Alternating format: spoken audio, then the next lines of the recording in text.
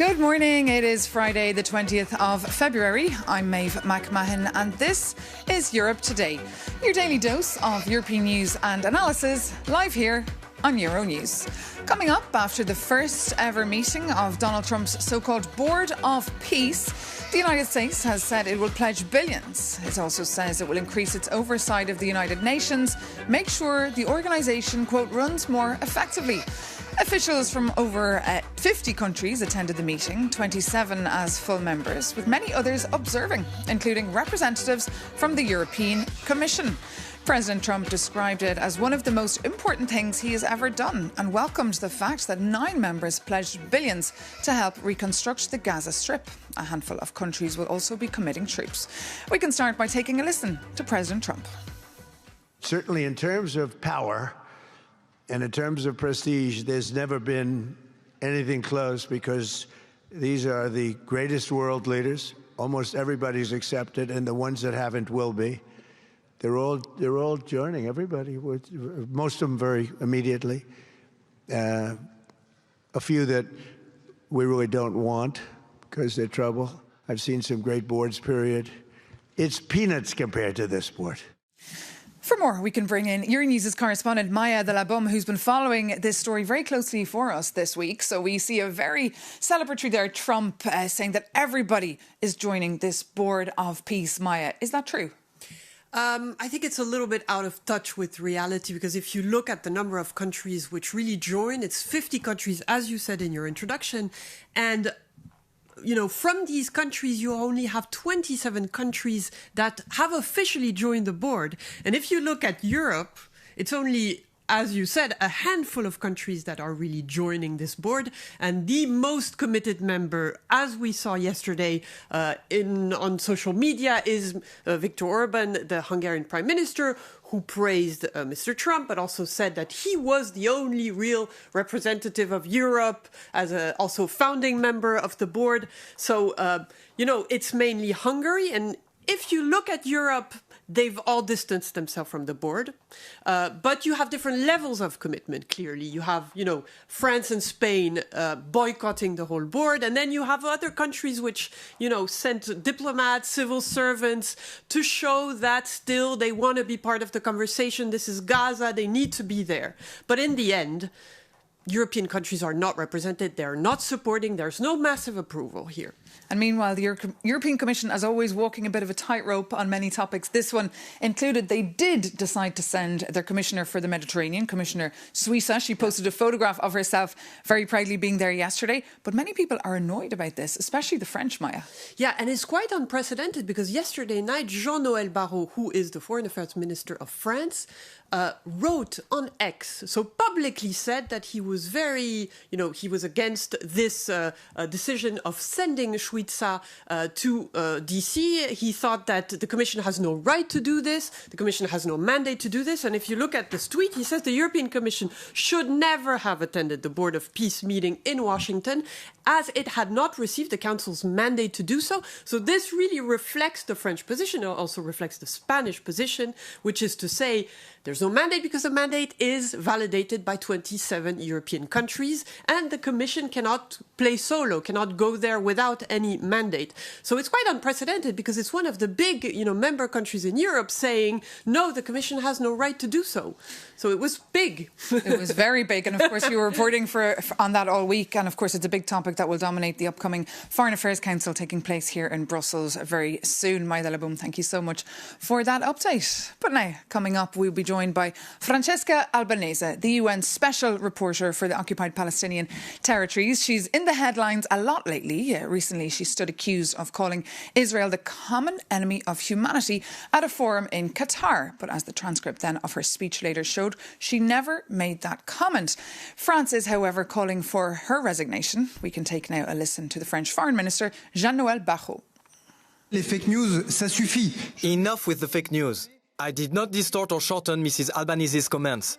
I simply condemn them because they are reprehensible and add to a long list of provocations, such as the justification of the 7th of October, the worst anti-Semitic massacre in our history since the Holocaust, in which 51 of our compatriots lost their lives. So yes, I said that these repeated provocations mean that she should have the dignity to resign. D'avoir la dignité de démissionner. So Francesca Albanese, thank you so much for joining us this morning on Europe Today here on Euronews. Thank you for having me. So you were listening there to Jean-Noël Barrot. How do you respond to the fact that the Foreign Minister of France is saying that you're not fit for the job? It's his opinion. It's the French diplomacy's French diplomacy's opinion, and I keep on asking them to respond to the content of my reports. It's already ludicrous that the French Minister of Foreign Affairs accuses me for something I never said, and then is scratching the barrel in order to give his anger a meaning. And so he says, yeah, she didn't say that, but she's untenable anyway. But again, let's not make it about me. I've prepared and submitted to the UN 7 reports which are damning, and also for France as a state and for some of French businesses. This is what his country, his governments needs to respond to. And the fact that they had more scrutiny over something I didn't say, that over the practices of a state accused of war crimes, crimes against humanity and genocide is telling. But you've discussed the idea of the system. What do you mean? What is this system that you're criticising? Oh, absolutely. But this is what I've documented in my last report and so in the economy of genocide, economy of occupation report, I said Israel would have not been able to replace the Palestinians as it did in the occupied Palestinian territory, hadn't it been for a network of private actor, businesses, and even universities, research centers, banks, pension funds, etc. And then in the next report, I documented 62 states, among whom France, who have provided political, strategic, military support to Israel, so as while it was committing crimes against the Palestinians. And this is the system. Impunity, as the High Commissioner for Human Rights says, kills. But you've said it's not about you, but we're reading more about you than about these documents. And Jean-Noël Barrot, the foreign minister of a very important country, has said he's lost the confidence in you. Do you plan to resign? No, because I have the trust and of the Human Rights Council. I mean, again, the fact that it's about me, it's not something I can respond to. It's something that regards France, Italy, Germany, and the Czech Republic, who have gone after the French minister, amplifying the lie. Again, the reason why they're attacking me is a distraction in order not to talk about my findings. So convenient, but also so hypocritical. And meanwhile, we've heard from the likes of Marco Rubio saying that the UN is obsolete. What is your view here? Yeah, this is the thing. I've been saying that for years, that behind the assaults, for example, on UNRWA and then on my mandate and other parts of the human rights system, there was the beginning of a project, the dismantlement of the multilateral system, substituted, we see that now with the Board of Peace, with something else, which is more the expression of a new empire or an empire unveiled than multilateralism. But again, there is a movement that doesn't want it, and in fact is pushing for a decolonized multilateralism. And this is what we have to work on. And what about the UN Security Council? Do you think it's a little bit obsolete? Well, I think that there are parts of the UN Security Council that are obsolete. One for all is the veto power. The veto power reflects the world order of the past century. We need the decolonized multilateralism where each state has one vote. And it's not about adding new members who can have a veto. It's about removing the veto. OK, Francesca Albanese, UN Special Reporter there. Thank you so much for joining us here on Europe Today on Euronews. But now, moving on, President Donald Trump has warned Iran that it must make a deal over its nuclear programme or, quote, really bad things will happen. Trump says in 10 or 15 days, the US will take some sort of action.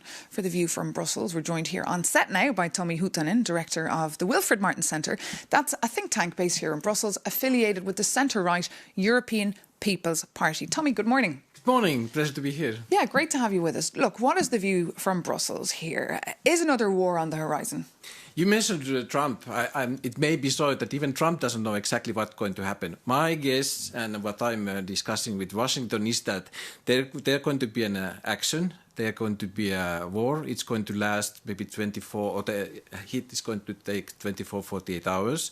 What is more unclear is what will happen after. I think the risk is a little bit there that in the ground there's a huge expectations that the US is going to stay there. I don't think so. And then there's a question: how is the follow-up? There will be ground operation. Israelis are going to be involved sooner or later. But what will happen? That's the question. And of course, the wider implications then. Exactly. I think in Europe, we need to understand what the possibility this is. Because if you look at Iran is the current regime is in war with its own people.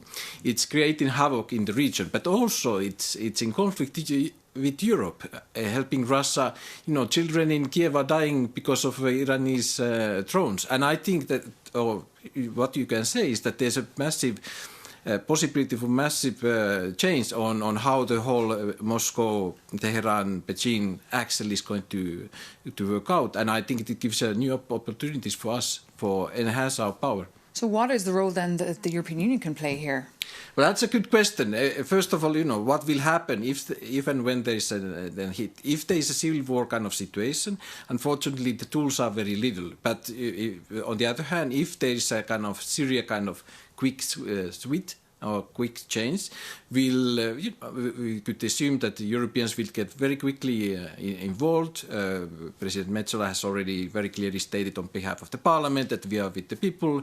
There are already Manfred Weber made the initiative on opening the embassies, for demonstrators. That's an indication that we would be very quickly involved. However, I don't think that there's a strategy and thinking yet. But I think there's a political commitment and understanding, and that's a moment for us, for Europe to come in and really fix the Middle East. And meanwhile, you're on the phone, you said, close contacts with your contacts in DC. Yes, indeed. But of course, it's all about the president and what the president finally decides. Nobody knows for sure, and maybe even the president himself doesn't know. Well, whatever the president does decide, we will report it here on Euronews. Tommy Hooton, thank you so much for joining us here this morning. Inviting us on Europe Today, and for bringing us your analysis there from the Wilfred Martin Centre.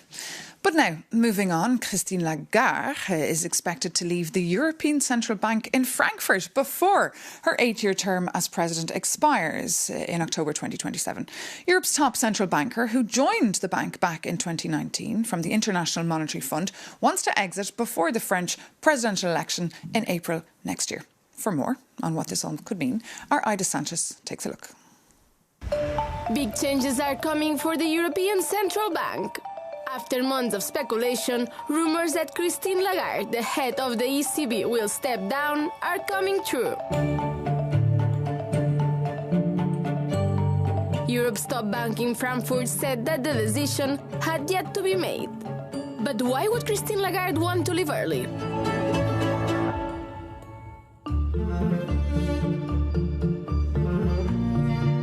Reports suggest that a possible goodbye would leave room to French President Emmanuel Macron and German Chancellor Friedrich Merz to choose a successor before the French presidential elections.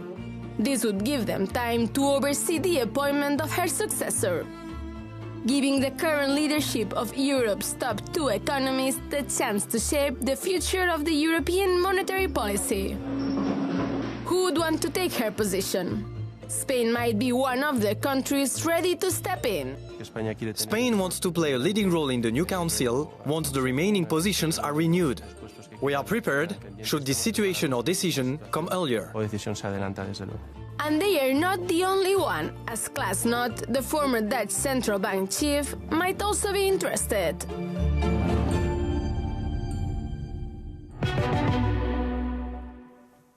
Ida Sanchez reporting there. And for more, of course, on what that could mean for the future of the EU institutions and who will run them, do take a look at our reporting on Euronews.com. But for now, a story that everybody is talking about. Andrew Mountbatten Windsor, the former British Prince and brother of King Charles, has been photographed on his way home after spending some 12 hours being questioned by police in Norfolk yesterday. Andrew was arrested on suspicion of misconduct in public office. For more on this major scandal facing the royal family, we can bring in our culture editor, our very own Tokes Salico. Good morning, Tokes. Great to have you with us here this morning. Look, this is a huge scandal, Tokes. Just bring us up to speed on the latest. It is a huge scandal, as you rightly said, Maeve. It's sent shockwaves across the UK, which, let's face it, is used to hearing about scandals from the royal family, but also anything that happens there sends shockwaves across the rest of the world. The latest is, as you said, that Prince Andrew was released late last night. It was roughly around 12 hours after his arrest. No charges have been made regarding that the suspicion of misconduct in public office. And the raid that took place at his Berkshire home is still continuing 24 hours after. That's at the Royal Lodge on the Windsor estate, of course, but it's not the search which was taking place at his current home. Hopefully viewers can stay with me at the Sandringham estate in Norfolk, where he was arrested. That search is ended. But we don't know what's going to come from those searches. Of course, we do know that police have been looking for papers in relation to his former role as the UK trade envoy, a role that he had for roughly around 5 or 6 years. And we should make it clear, of course, that Andrew Mountbatten Windsor has consistently denied any wrongdoing in relation to Jeffrey Epstein, the disgraced financier and convicted sex offender. What we also understand now is that the King, neither the King nor Buckingham Palace had any knowledge of the arrest before the raid. However, the Home Secretary was informed by the National Police Chiefs Council, which has issued a statement as well this morning saying that it was in line with routine practice. It alerted its operational colleagues. No word yet from number 10, though, some might say, perhaps surprisingly. But unsurprisingly, Donald Trump has had a few words to say. He's described it as a very sad thing, adding that it's a shame as US lawmakers and survivors in the US, of course, are still calling for justice. And interesting, Tokes, you mentioned it took the royal family by surprise there. I mean, what does this all mean for the monarchy, who are much loved in the UK? They are still much loved despite their crisis. I mean, often in these situations we talk about, what must the mood music be like? And I'd imagine perhaps in Buckingham Palace there might be a mix between sort of, embarrassment by madness or he ain't heavy, he's my brother. We read, of course, some of you would have seen the statement from King Charles yesterday, making it clear that no one is above the law. He called for the law and the investigation to be carried out. Interestingly, though, as I mentioned, there's been no real statement from number 10, but Sir Keir Starmer did appear on television yesterday, roughly around the same time as Andrew Mountbatten was being arrested, but it wasn't reported at that time. And he also made it clear that in the eventual possibility of action being taken against Andrew, that no one would be above the law.